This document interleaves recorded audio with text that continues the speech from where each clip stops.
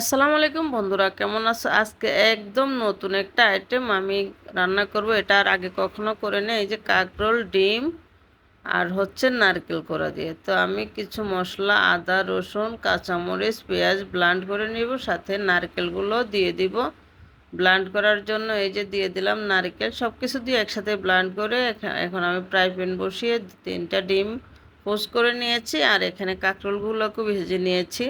তো একটু উল্টে পাল্টে লাল লাল করে ভেজে তুলে নিয়েছি। এখানে আমি ফ্রাই প্যানে যে ডিম ভেজেছিলাম সেই ডিমের তেল ছিল, ওই তেলের মধ্যে দিয়ে দিলাম আমি পেঁয়াজটাকে ভালো করে লাল লাল করে ভেজে দিয়ে দিলাম 1 চামচ শুকনো মরিচের গুঁড়া, 1 চামচ আধা চামচ হলুদের গুঁড়া, আর দিয়ে দিলাম 1 চামচ জিরা ধনিয়ার গুঁড়ো। মশলাগুলোকে ভালো করে কষিয়ে আমি এখন দিয়ে দিয়েছি কাঁকরোলগুলো। একটু নেড়ে ছেড়ে কষিয়ে ভালো করে এরপরে দিয়ে দেব আমি পোস্ট করে রাখা ডিমগুলো। এই যে দেখো দিয়ে দিলাম ডিমগুলো। এখন উল্টে পাল্টে দিয়ে একটু পানি দিয়ে আমি রান্না করে নেব।